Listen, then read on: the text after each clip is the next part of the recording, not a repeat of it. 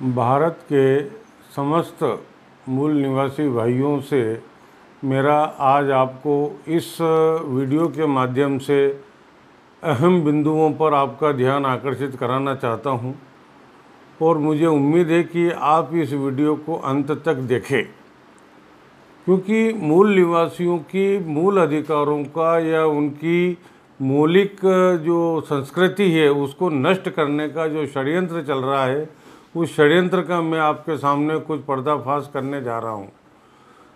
तो आप जो है इस वीडियो को अंत तक सुने, देखें। मैं आपको बता देना चाहता हूं कि आज से करीब 8,000 साल पहले 7-8 हज़ार साल पहले महामानव कबीर साहब सशरीर दुनिया में आए थे। कबीर साहब के समतुल्य ही उन्हीं के साथ में रविदास जी भी आए थे। उन महानुभावों ने जो भारत की जनता को शिक्षा और मानसिक गुलामी से दूर होने की प्रेरणाएं दी थी, उस प्रेरणाओं को किसी न किसी रूप में कोई न कोई मानव आगे बढ़ाता आया है। उसी कड़ी में मैं आपको बताना चाहता हूं कि कबीर साहब की वाणी को आगे तक बढ़ाने के लिए हरियाणा के अंदर संत रामपाल जी महाराज आए और उन्होंने जो भी उनको कबीर साहब की प्रेरणा मिली, और कबीर साहब की प्रेरणा मिलने के बाद उन्होंने कबीर साहब की वाणी को जन जन तक भेजने का प्रयास किया अपने सत्संग के माध्यम से। अब मैं यहाँ बताना चाहता हूँ आपको कि जब रविदास जी को भी ब्राह्मण लोगों ने 50 बार परीक्षाएं ली थी उस ज़माने में, और हर परीक्षा में वो फेल हो गए थे।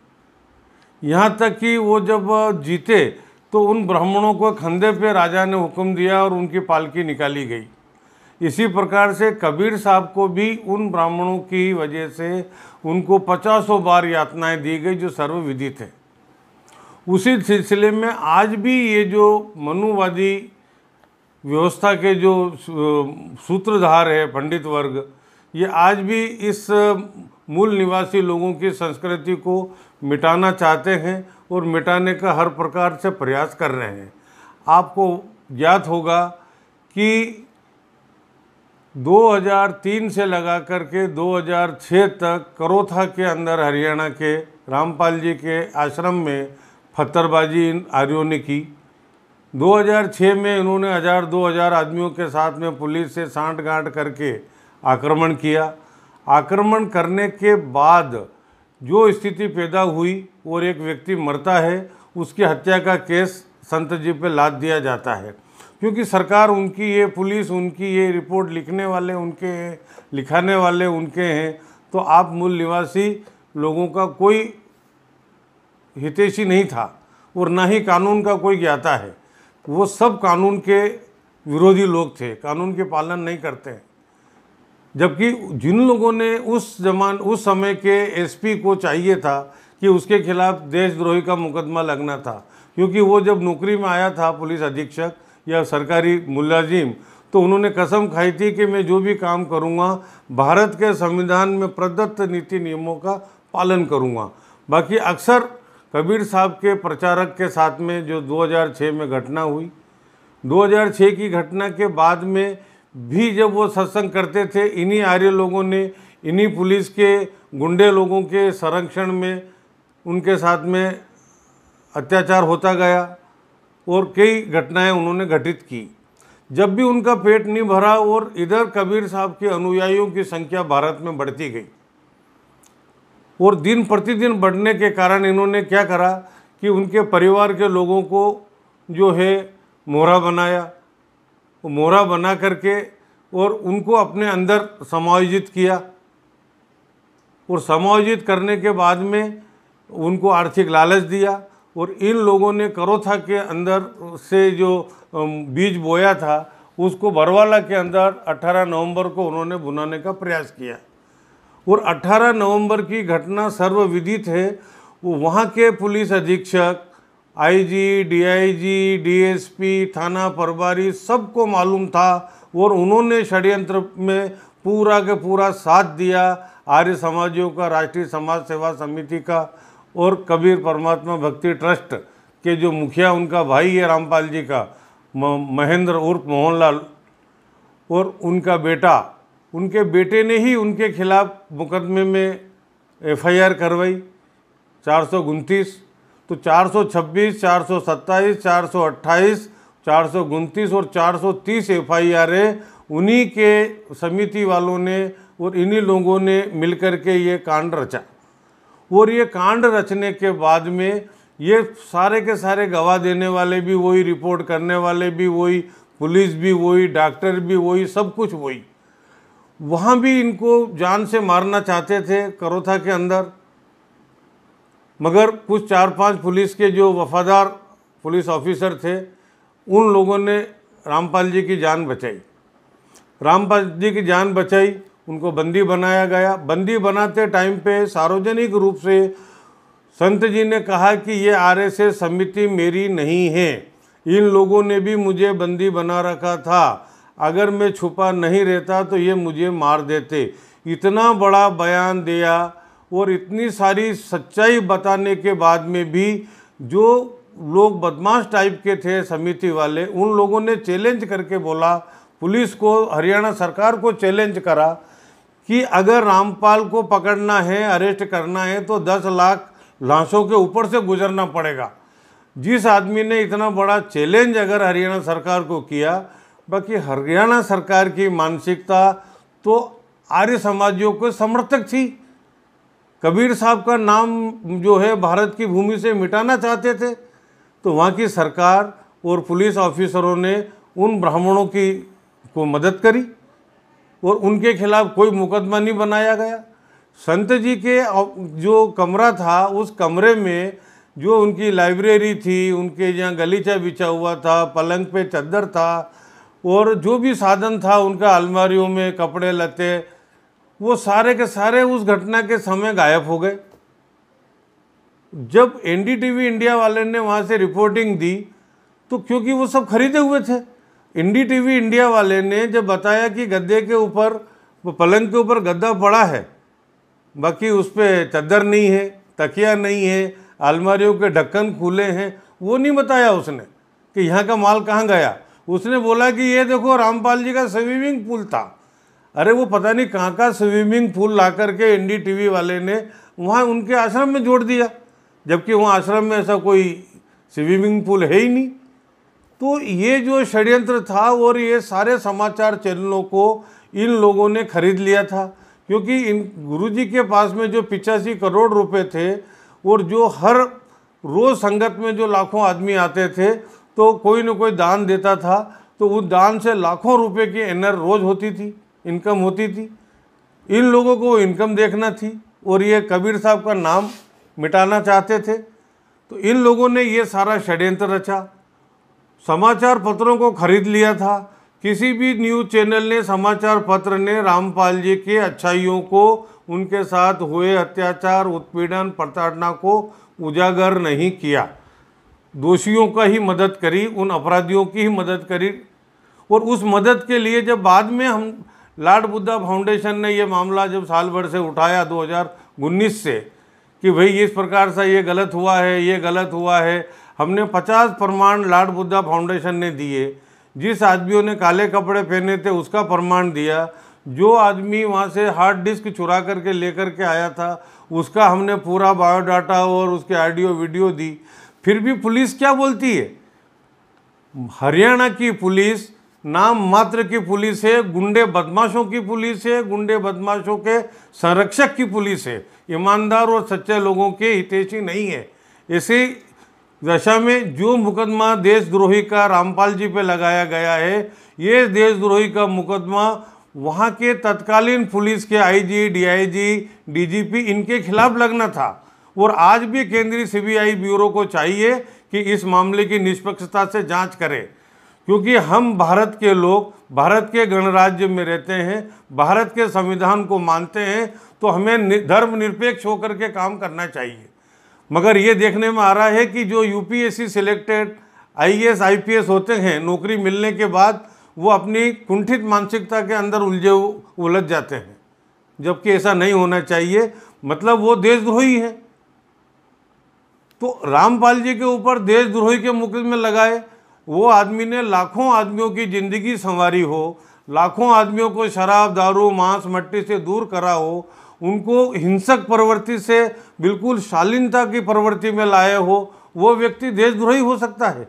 एक किसान का बेटा पीढ़ी दर पीढ़ी जो है, एक किसान का बेटा एक शिक्षा लेकर के 11वीं 12वीं तक की और इंजीनियरिंग करके और अच्छी नौकरी करी हो, उसके परिवार में कोई भी देशद्रोही का या कि देश के हितों के विपरीत किसी ने भी काम नहीं किया हो, उसकी पूरी हिस्ट्री हमने बना करके भारत सरकार गृह मंत्रालय को दी।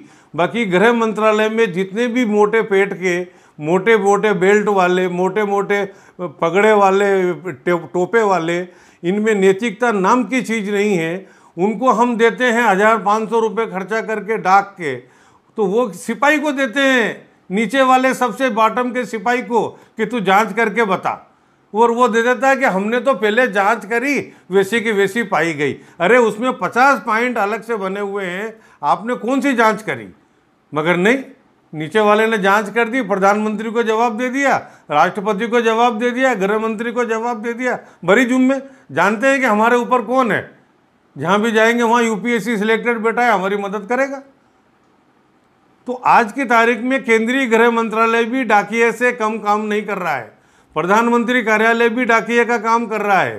किसी भी शिकायत को रिकॉर्ड करके उसको पूरा लेकर के उसका बायोडाटा पूरी जांच ला करके फाइनल नहीं देख लेते हैं, तब तक उनको निराकरण नहीं करना चाहिए। बस वो सिपाही ने लिख के दे दिया और उन्होंने जवाब दे दिया कि आपकी शिकायत का निराकरण किया जाता है। धन्य है यूपीएससी सिलेक्टेड। ऐसे आईएएस और आईपीएस अधिकारी भारत सरकार चला रहे हैं जो देश में अराजकताएं फैल रही है। सोचना चाहिए। मीडिया के ऊपर किसी का अंकुश नहीं है। मीडिया ने जब इतनी सारी गलतियां करी और इतनी सारी गलतियां करने के बाद में फिर बाद में उन्होंने ये सारे पेपरों में छापा, कि हमने त्रुटि करी थी, हमने रामपाल की गलत रिपोर्टिंग की थी, हमने रामपाल के बारे में गलत सूचनाएं भेजी थी, ये उन्होंने क्षमा याचना मांगी है। गलत खबर लिखने के लिए सभी मीडिया चैनलों का माफ़ीनामा, ये माफ़ीनामा है मीडिया चैनलों का। अब सूचना प्रसारण मंत्रालय भांग खा के बैठा है। ऐसे लोगों को, ऐसे पत्रकारिता को या ऐसे न्यूज़ चैनलों को बैंड कर देना चाहिए हमेशा के लिए। उनके खिलाफ 10-10, 20-20 करोड़ रुपए का जो है फाइन करना चाहिए। किसी की भी जिंदगी खराब कर देंगे, किसी के ऊपर कुछ भी गलत आचरण लगा देंगे और बाद में माफ़ी मांग लेंगे। ये काय का मीडिया है? सूचना प्रसारण मंत्रालय करोड़ों रुपए खर्चा कर रही है, भारत सरकार जनता के टैक्स से पल रही है और अपनी जवाबदारी का 1% काम नहीं कर रही है। गृह मंत्रालय किसके पैसे से पल रहा है? जनता के पैसे से पल रहा है। भारत की जनता टैक्स देती है, आप सेवक के रूप में काम कर रहे हो। आप अपनी औकात भूल गए, सेवाएं देना भूल गए। तनख्वाह मिल रही 1-1, 2-2 लाख रुपए तो मगरूरी चढ़ रही, जनता के ऊपर जो है लठ बरसा रहे हो, जबरदस्ती झूठे मुकदमे बना रहे हो, जान से मारने का प्रयास कर रहे हो। जब हमने जेल मंत्री से बोला और सरकार को लिखा, तो अभी कुछ समय पहले 2019 में जेल मंत्री हरियाणा सरकार, वो डीजीपी जेल वहाँ गए थे, वो रामपाल जी के अनुयायियों से चर्चा करी। जो वास्तविकता थी तो उन्होंने प्रेस में आउट क्यों नहीं की? इतनी क्या डर लग रही थी सरकार को, हरियाणा सरकार को? क्योंकि उन्होंने जो है रामपाल जी के कारवां को जिन आर्य समाजियों ने, राष्ट्रीय समाज सेवा समिति ने हाईजैक कर रखा है, अपहरण कर रखा है, लाखों करोड़ रुपए कमा रहे हैं, और वो रामपाल जी और कबीर साहब का नाम मिट्टी से, धरती से मिटाना चाहते हैं, और आप उनका सपोर्ट कर रहे हैं। ये सरासर सामने दिख रहा है। वो रामपाल जी की जान के लाले पड़ रहे हैं। हमने बोला कि आप हमको रामपाल जी से मिलने दो, तो आपने बोला कि नहीं, हम आपको नहीं मिलने देंगे लॉर्ड बुद्धा फाउंडेशन को। क्यों भैया, हम कोई बम गोले बारूद लेके जा रहे थे क्या? जब तुम रामपाल जी के नाम से जेल में बैठ करके करोड़ों रुपए कमा रहे हो, आप उन आर्य समाजियों से हर महीने भत्ता रिश्वत ले रहे हो, और आपने जो मिलने की परमिशन जिन लोगों को दे रखी है, वही लोग हैं जिन लोगों ने रामपाल जी के खिलाफ बयान दिए हैं, जिन लोगों ने रामपाल जी के खिलाफ एफआईआर कटवाई है, जो लोग रामपाल जी को बाहर निकलना नहीं चाहते हैं, चाहे वो उनके कुछ भी हो, परिवार के हो या बाहर के हो, उन लोगों को तो आपने परमिट कर रखा। एक सोशल संस्था, सामाजिक संस्था अगर किसी की मदद कर रही है निर्दोष आदमी को जेल से बाहर निकालने की बजाय उसको सहयोग देने के आप उसका मनोबल गिरा रहे हो। कलेक्टर हिसार ने लिख करके दिया कि आप इनको मिलने दीजिए, तो डीजीपी जेल और आईजी जेल वो जो है बोले कि नहीं नहीं नहीं, ये तो गोपनीयता का मामला है, हम मिलने नहीं देंगे, राष्ट्रीयता का मामला है। वेरी गुड, बहुत बढ़िया, वफादार अफसर हो आप। मैं तो कहता हूं कि ये जो आज की तारीख में जेल नंबर 2 से आईजी डीजीपी के खिलाफ स्टैंडिंग ऑर्डर जारी करके और इनकी पैतृक संपत्ति की जांच करना चाहिए। इन्होंने करोड़ों अरबों रुपए की जो है संपत्ति इस प्रकार से लोगों से अर्जित करके और कानून के आड़ में जो है बना रखी है। और मूल भावनाएं, भारत सरकार बोलता है, मानव अधिकार बोलता है, भारत का संविधान बोलता है कि कानून से किसी को भी वंचित नहीं रखा जाए, मगर आपने भारत के खिलाफ आक्रमण करने वाले दूसरे देशों के लोगों को आपने कानूनी सहायता दी, जिन्होंने लाखों लोगों को बमबार्डिंग करके मार डाला। और यहाँ पुलिस ने ही, पुलिस के संरक्षण में ही लोगों ने पुलिस से मुठभेड़ करा, वही लोग इनके सामने आज रात दिन घूम रहे हैं। और एक निर्दोष आदमी को आपने आतंकवादी बना दिया और उससे मिलने के लिए प्रतिबंध लगा दिया। कलेक्टर के लिखे हुए को नहीं मान रहे हैं। 2 बार प्राणघातक हमला जेल में करवाया। तुम चाहते हो कि रामपाल जेल में ही मर जाए। अभी आपने स्लो पॉइजन देना चालू कर दिया। हमने लेटर भी लिखा है, ये लेटर भी लिखा है हमने 2-2, 3-3 बार जेल प्रशासन को कि भैया उनकी जान खतरे में है, रामपाल जी की, उनकी जेल से ट्रांसफ़र किया जाए। इन अत्याचारी और देशद्रोही अधिकारियों के पास में नहीं रखा जाए रामपाल जी को, क्योंकि हरियाणा की पुलिस देशद्रोही है। वो सरकार की पुलिस नहीं है, वो गुंडे बदमाशों की पुलिस है, वो आर्य समाजियों की पुलिस है। जेल में बंद होने के बाद में 12 मामले रामपाल जी के ऊपर एफआईआर कटी है। क्या नहीं मालूम है सरकार को? क्या डीजीपी को नहीं मालूम है कि मेरा मुलजिम मेरे अंदर है? उसके खिलाफ एफआईआर कैसे कट गई? उसके खिलाफ बाहर एफआईआर कैसे कट रही है? उसके लोग पुतले क्यों जला रहे हैं? कहाँ गई हरियाणा सरकार की इंटेलिजेंसी? कहाँ गई भारत सरकार की इंटेलिजेंसी जो अराजकता फैला रही है? पुलिस अराजकता को दबाने का काम करती है, अराजकता खत्म करने का काम पुलिस का है। नैतिक जवाबदारी है कि हमारे देश में शांति स्मृति बनी रहे, बाकी तुम अशांति फैलाने का काम कर रहे हो।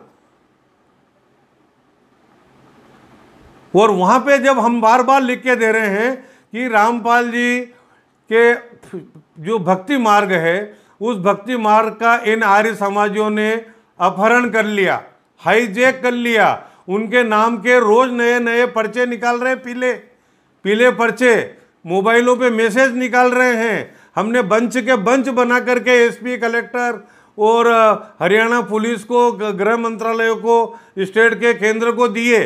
क्या करा केंद्र सरकार ने?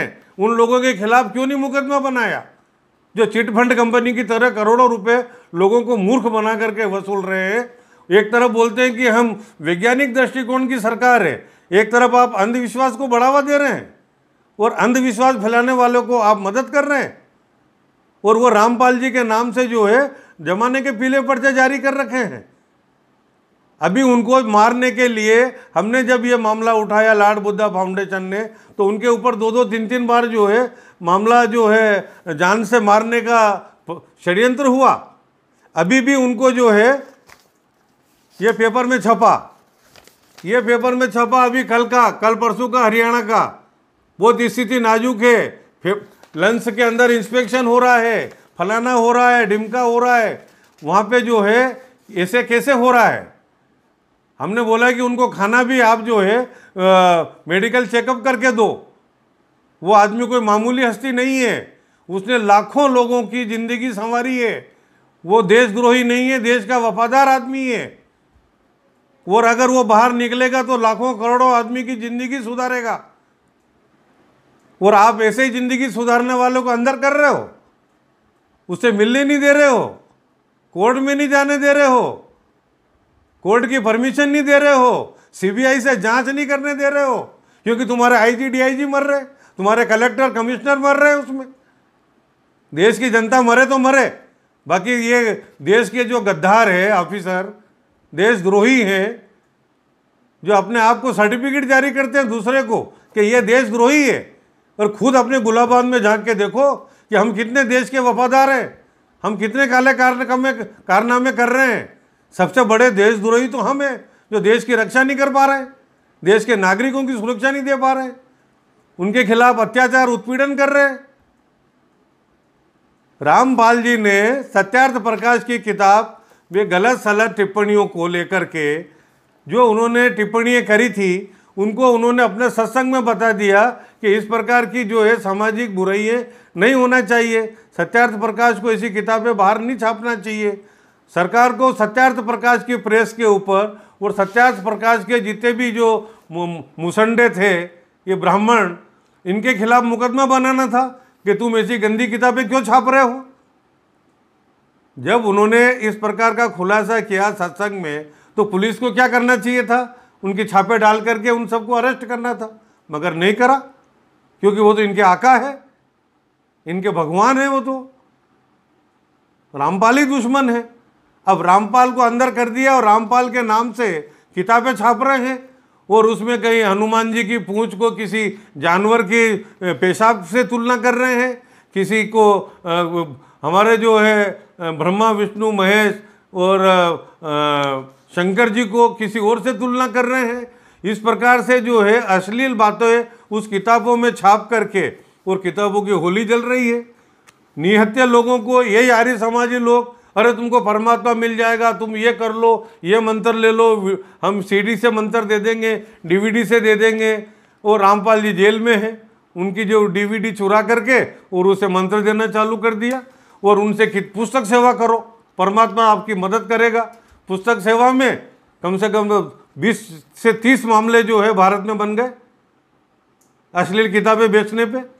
अभी हरियाणा के अंदर 2 महिलाओं को, एक आदमी को सजा दी है न्यायालय ने। क्या सरकार को नहीं दिख रहा है, पुलिस को, कि अंधी हो गई, बेरी हो गई, पैसा ज़्यादा मिल रहा है उनसे, इसलिए उनकी बात क्यों सुनेगा। अभी रामपाल जी को जान से ख़त्म करने का प्रयास चल रहा है। ये पेपर में आया, जेल में बंद सतलोक आश्रम, प्रमुख रामपाल का स्वास्थ्य ढीला, कड़ी सुरक्षा में जांच। क्यों भैया कड़ी सुरक्षा में जांच क्यों है? आप उनको दिल्ली एम्स हॉस्पिटल में भर्ती करो, भारत के सबसे बढ़िया सरकारी अस्पताल में एडमिट करो। इन्होंने क्या करा बदमाशों ने, सरकारी डॉक्टर से मिल लिए, बोले नहीं नहीं साहब आप तो प्राइवेट डॉक्टर का लिख दो। वो उन्होंने प्राइवेट डॉक्टर का लिख दिया, सरकारी डॉक्टरों को 10-20 लाख रुपए मिल गए होंगे रिश्वत, क्योंकि 1 करोड़ रुपए रोज कमा रहे हैं आर्य समाजी लोग। 10-20 मामूली बात है। डॉक्टरों ने लिख के दे दिया कि प्राइवेट हॉस्पिटल में जाओ। प्राइवेट हॉस्पिटल में जाएंगे, वहाँ स्लो पॉइजन के इंजेक्शन लगा देंगे। 8 दिन 15 दिन में जो है, आज इनका एक पोर्शन काम नहीं कर रहा है, कल दिमाग काम नहीं कर रहा है, फिर ये बाथरूम नहीं रुक रही, लेटरिन नहीं रुक रही, हाथ पैर काम नहीं कर रहे हैं, और 10, 15, 20 दिन हो गए, बोले रामपाल जी सतलोक गए। ये मारने का षड्यंत्र है, क्योंकि रामपाल जी को जेल में भेजने के लिए 2,500 से 3,000 आदमी लिस्टेड है, जो आज पूरे भारत में मैनेजमेंट में प्रदेश कोऑर्डिनेटर, संभाग कोऑर्डिनेटर, जिला कोऑर्डिनेटर और तहसील कोऑर्डिनेटर, राष्ट्रीय कोऑर्डिनेटर और उसके सहयोगी, और ऐसे जो है सारे कोऑर्डिनेटर बना रखे हैं। जब ये मामला लॉर्ड बुद्धा फाउंडेशन ने उठाया, तो इन्होंने जिला कोऑर्डिनेटर, तहसील कोऑर्डिनेटर बदल दिए, और पुराने कोऑर्डिनेटरों को बोल दिया कि ये कोई भी गुरुजी को बाहर निकालने की बात करे तो आप पब्लिक को अपनी तरफ खींचो, लॉर्ड बुद्धा के पास नहीं जाना चाहिए। उधर नए भक्तों को बोल दिया कि अगर तुम उनसे मिले या उनसे फ़ोन से बात भी करी, तुम्हारा नाम खंडित हो जाएगा। पुराने वालों को बोल दिया तुम्हारा नाम खंडित हो जाएगा। मूर्ख लोग हैं, अनपढ़ लोग हैं, इनको क्या मालूम कि नाम खंडित कैसे होता है। जिसने नाम दिया है वो जेल में पड़ा है, और तुम्हारा नाम कौन खंडित कर देगा। बाकी इनको डरा धमका रखा है। 4 पेशी जाओ, 4 पेशी पे भेजते हैं, और वहाँ पे 2-2 लाख आदमी इकट्ठे करते हैं। हिसार के अंदर जो है पब्लिक परेशान होती है, पूरी सिटी में गंदगी होती है, आने जाने में लोगों को परेशानी होती है, बसों में, ट्रेनों में, और ये हर तीसरे दिन की तारीख। जो लोग 10,000 आदमी को इन्होंने आज भी पैसा देते हैं, कहाँ गई पुलिस की इंटेलिजेंसी? ये जितने लोग तारीख पे जा रहे हैं, जमानत पे छूटे हैं, सबने रामपाल जी के खिलाफ बयान दिए हैं। क्यों नहीं कर रहे हो आप सार्वजनिक? न्यायालय इतना वफादार है देश के प्रति, तो वो अपने न्यायालय की पीडीएफ जारी कर दे सार्वजनिक रूप से कि इतने बड़ा आदमी के लाखों आदमी संगत है, तो ये इतना सरकार कर दे। हम अगर पैसा देकर के सूचना के अधिकार में मांगते हैं तो जिला जज महोदय बोलते मैं क्या कर सकता हूँ, मेरा क्या पावर है, मैं कुछ नहीं कर सकता हूँ। 25 तारीख के दिन जब एक आरटीआई केस के अंदर मैं जिला जज से मिलने गया तो जिला जज ऐसे बोले जैसे कोई आम नागरिक हो, वो जज ही नहीं है, उनमें नैतिकता ही नहीं है, न्यायालय के अधिकारी नहीं मालूम है, मैं कुछ नहीं कर सकता, मैं आपके लेटर का जवाब नहीं दे सकता, आप ऐसा करिए, आप वो करिए, मेरा न्यायालय का मामला नहीं है, मैं ये काम थोड़ी देखता हूँ। अरे न्यायाधीश महोदय, जब तुमको नौकरी नहीं मिली थी न्यायाधीश की तो कितनी चंपलें घिस रहे थे, कितनी जगह गए थे आप, रात रात भर पढ़ाई करी थी, भारत का संविधान पढ़ा था, कानून पढ़ा था, परीक्षाएं पास करी थी, वो दिन भूल गए कि मैं भी किसी समय में ऐसा एक आम नागरिक था। आज मेरे को परमात्मा ने इस कुर्सी पे बिठाया तो मैं अपनी नैतिकता समझूं, पैसा नहीं समझूं, पैसा लेकर के निर्णय नहीं दूं। बाकी आज सेशन न्यायालयों में 80% न्यायाधीश जो है पैसा लेकर के वकीलों के साथ दलाली करके काम कर रहे हैं। सत्य आदमी को न्याय नहीं मिल रहा है और गलत आदमी फटाफट जमानत मिल रही है, फटाफट उनको जो है सारे काम हो रहे हैं। क्या देखती है हाई कोर्ट, क्या उनका सीआर मेंटेन करती है? नीचे से ऊपर तक भांगुली हुई है। वर्ग विशेष के खिलाफ मुकदमे बनाना, कहाँ गई नैतिकता, कहाँ गई राष्ट्रीयता? एक तरफ बोलते हैं कि राष्ट्र है, वो राष्ट्र के तो हितैषी यही मर रहे हैं। हम दूसरे दिन गए आरटीआई के मामले में तो आईजी जेल, मैं ऐसा हूं, पुलिस वाली बताई अकड़ू, मैं एक ही आदमी से बात करूंगा, मैं ये नहीं करूंगा। जब हम गए, ठीक है साहब हम अकेले बात करेंगे, मेरे साथ में 10-12 आदमी थे, हमने बोला कि साहब बैठ जाएंगे, हम चर्चा कर लेंगे 2 मिनट की, कौन सा बड़ा भारी मामला है, आरटीआई का ही तो है कि साहब हमने ये पैसा भरा है, हमने ये आवेदन दिया है और ये हमको समय पे जवाब नहीं मिला, इसलिए हमने आपको अपील करी है। इतना ही तो मामला था। उन्होंने पूरी साहब थानेदारी बताई। वो कहते ना कि वो चाय से ज़्यादा केटली गरम। आदमी अगर थानेदार हो तो औरत तो एसपी बनती है। तो वो जो है वो गृह मंत्री, क्या वो गृह मंत्री के भी जो है महान राष्ट्रपति बन रहे थे वो आईजी साहब। मैं ये नहीं करूँगा, मैं ये नहीं करूँगा। जब हमने बताया कि जब रामपाल जी आपके पास में है तो ये चिट्ठियाँ कैसे जारी हो रही, ये चिट्ठियाँ कैसे जारी हो रही, ये किताबें कैसे लिखी जा रही है, रामपाल लेखक कितना पैसा ले रहे हो आप? आवाज बंद। अरे आप तो नाराज हो रहे हो, आपके साथ कितने आदमी हैं, आ जाओ हम आपको चाय पिलाते, पानी पिलाते। मैंने कहा रहने दो, हमारे पास बाटल भरी हुई पानी की, हम ऐसे यहाँ जो है हथियारों के टोली का पानी नहीं पीते हैं, हम आपके ऑफिस का एक बूंद पानी नहीं पियेंगे, क्योंकि यहाँ का पानी जो है अवैध कमाई का पानी है।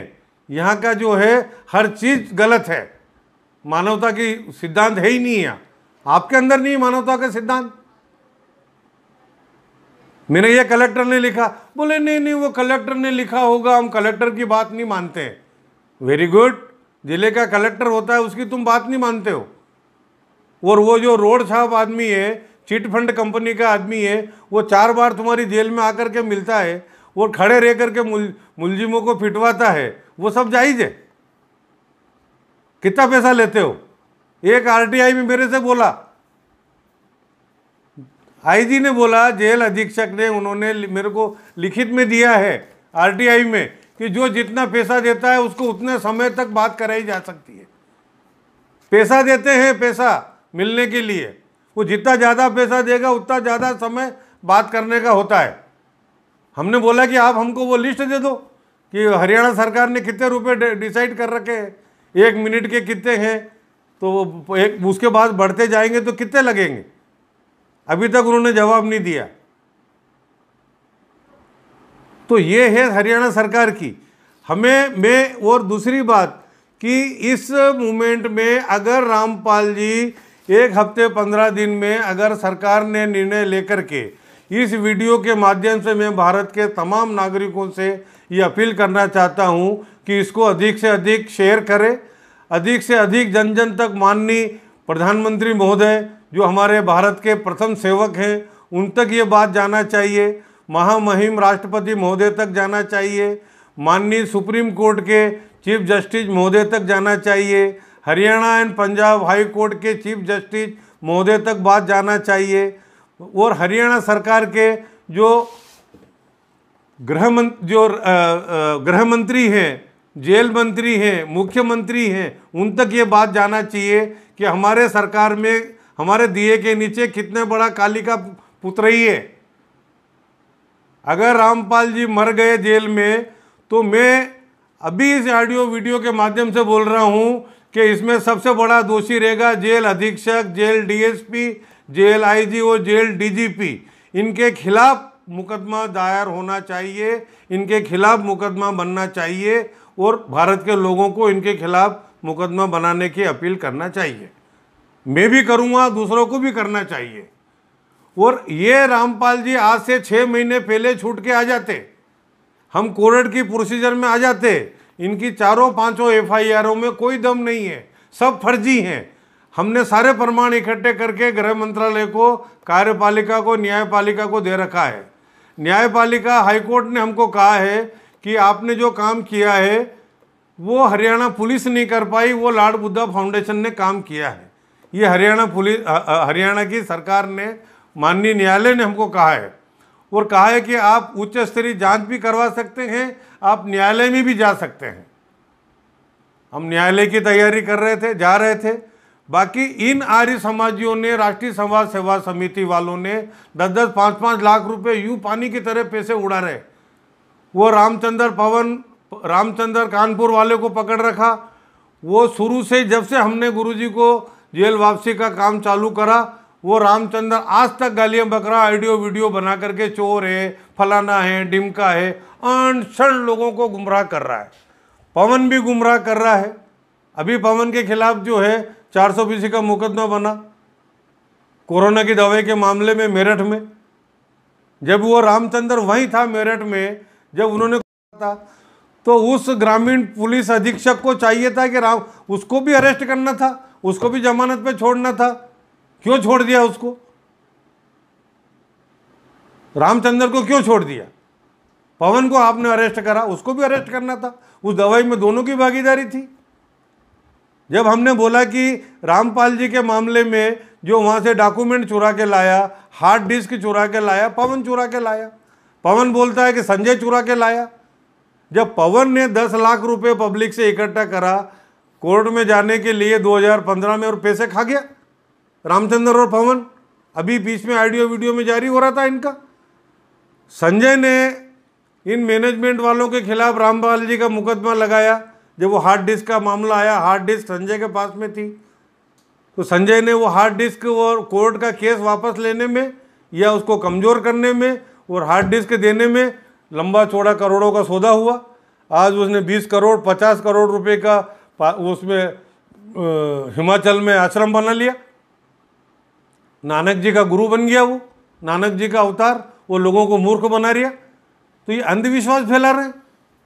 वो इतनी सारी बातें गृह मंत्रालय के नॉलेज में है, पुलिस के नॉलेज में है, तो पुलिस क्या कर रही है? पुलिस को संज्ञान लेना चाहिए। अगर ये अभी रामपाल जी के खिलाफ ये जेल में मामले चल रहे, अब इसी में पीला पर्चा जारी होता है, इसी में मैनेजमेंट वाले, एक सेकंड,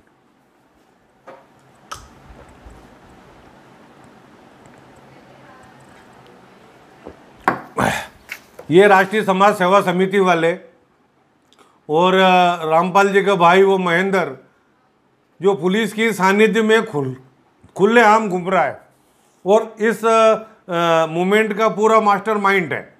क्यों नहीं कर रही पुलिस अरेस्ट उसको? क्योंकि बरवाला की पुलिस लाखों रुपए का हफ्ता लेती है और वो सारा बरवाला आश्रम से ही संबंधित है। जब पुलिस ने बरवाला आश्रम सील कर दिया घटना के बाद में, तो बरवाला आश्रम के नाम से क्यों पीले पर्चे जारी हो रहे हैं? ये रहे पीले पर्चे, ये हमने कापी निकाल रखी इसकी। अब इसमें लिख रहे हैं वो 30/5 को, ये 30 तारीख को निकला है कल, और इसका खंडन कर रहे हैं रामपाल जी का। ये लोग रामपाल जी को पैसे के बल पे हत्या कर देंगे और हत्या होना ही है। अगर पुलिस ने सक्रियता से अपनी ईमानदारी और नैतिकता से काम नहीं किया तो वो दिन दूर नहीं है कि रामपाल जी जेल में ही मर जाएंगे और हम लोग तड़पते रह जाएंगे। इतने कागज इकट्ठे कर लिए हमने, इतने कागज राष्ट्रपति को, प्रधानमंत्री को, गृह मंत्री को, मुख्यमंत्री को और हरियाणा सरकार को, कलेक्टर, एसपी को, सबको दिए। क्या काम के वो? ये लॉकडाउन बैठ गया, हम तो न जा रहे थे न्यायालय में। बाकी अब वो लॉकडाउन बनने से, ये महामारी की वजह से सारे मामले पेंड हो गए। अब जब भी खुलेगा, पर मालिक अगर ये बीमारी ख़त्म कर देगा, ये हमारे जो इंजीनियर, डॉक्टर लगे हुए हैं इस बीमारी को कंट्रोल करने के लिए, अच्छी बात है, सब वापस नॉर्मल हो जाएगा। हमारे माननीय गृह मंत्री, प्रधानमंत्री, भारत सरकार जो है बिल्कुल रात दिन लगी हुई है, राज्य सरकारें भी रात दिन लगी हुई है इस बीमारी से निपटने के लिए।